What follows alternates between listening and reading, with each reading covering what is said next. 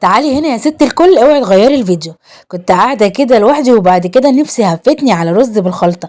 قلت بس انا هقوم اعمل اللي انا نفسي فيه، طالما عندي شويه مكسرات باقيين من رمضان والرز عندي، فاقوم بقى اعمل الرز بالخلطه ما خليش نفسي في حاجه. وعملت شويه رز يا بنات عظمه بجد، يفتحوا النفس وما يشبعوش ابدا، تاكلي منه ما تشبعيش. سهل جدا وبسيط، ما بياخدش ولا وقت ولا مجهود، هتقومي تعمليه في 5 دقايق وما تخليش نفسك في اي حاجه. شايفين جماله؟ تنسينيش بقى بلايك للفيديو وشير للقناة وتعليق حلو منك، ولو مش مشتركة اشتركي وفعلي الجرس علشان يوصلك كل فيديوهاتي. اول حاجة جبت الحلة على النار، حطيت فيها سمنة بلدي او بقى زبدة صفرة لو عندك، علشان السمنة او الزبدة لما يكون نوعهم حلو بيخلوا الاكلة بتاعتك طعمها حلو جدا وريحتها في منتهى الجمال. اول لما ساحت معايا هنزل عليها شوية من الزيت علشان الرز يبقى معايا لونه كده حلو ومفلفل. اهم حاجه في الرز بقى بالخلطه ان انت تكرملي له سكر، فانا هحط كده 4 معالق من السكر على نص كيلو من الرز. انا هعمل نص كيلو رز، اسيبهم على النار لحد ما يتكرملوا وياخدوا اللون البني الحلو ده.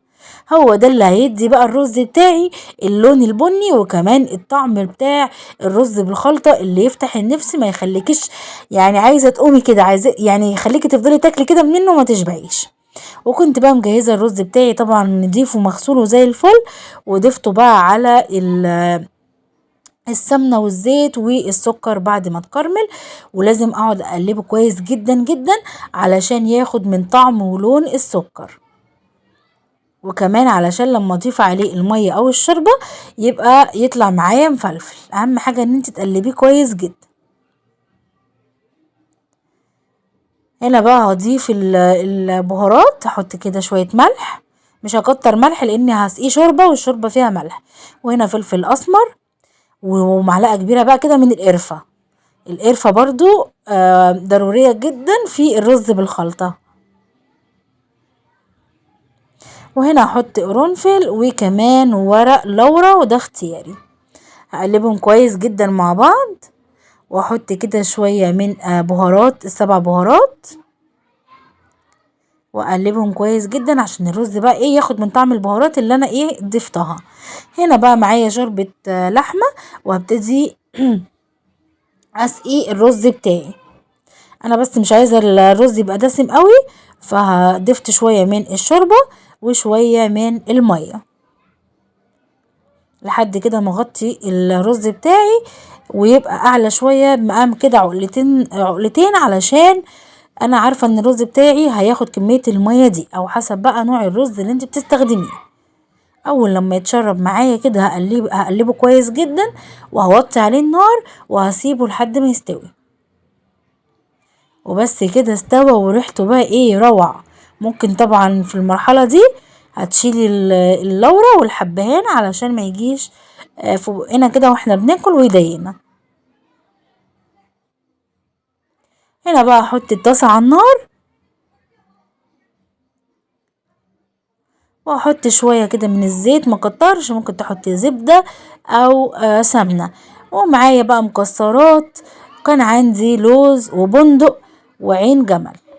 وانا بعشق الزبيب على الرز بالخلطة، بس للأسف يعني ابني ما بيحبهوش، فانا يعني هشوحه كده لوحده على جنب، مش عايزة اخلطه بالمكسرات علشان هحط له هو المكسرات، وانا هحط بقى الزبيب ليا انا بقى.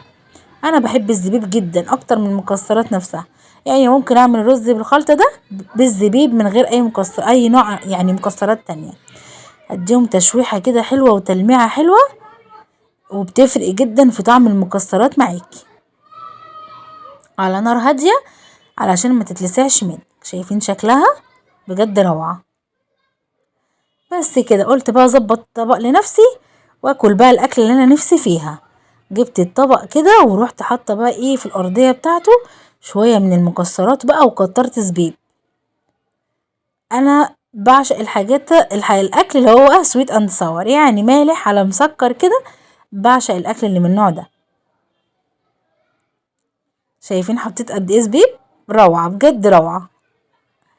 وهنا بقى احط شويه الرز، عايزه اقول لكم بقى ريحته فظيعه، علشان كمان الكرمله بتاعت السكر اللي عملناها في الاول، وكمان البهارات والقرفة بتديله طعم وريحة حلوة جدا. حطيت بقى كمية الرز كده وسويتها علشان بقى اغرفها واكل. وصفة سهلة جدا جدا وسريعة، ما بتاخدش لا وقت ولا مجهود، وكمان طعمها روعة. يا رب تكون الوصفة عجبتكم، ويا رب تجربوها وتعجبكم، وبألف هنا وشفا. ما تنسونيش تاني باللايك للفيديو وشير للقناة ومتابعة وفعلوا الجرس علشان يوصل لكم كل فيديوهاتي. ويا ريت بقى تسيبولي تعليق حلو. ايه رأيكم بقى؟ حبة بقى مكسرات، وبألف هنا وشفا. السلام عليكم ورحمة الله وبركاته.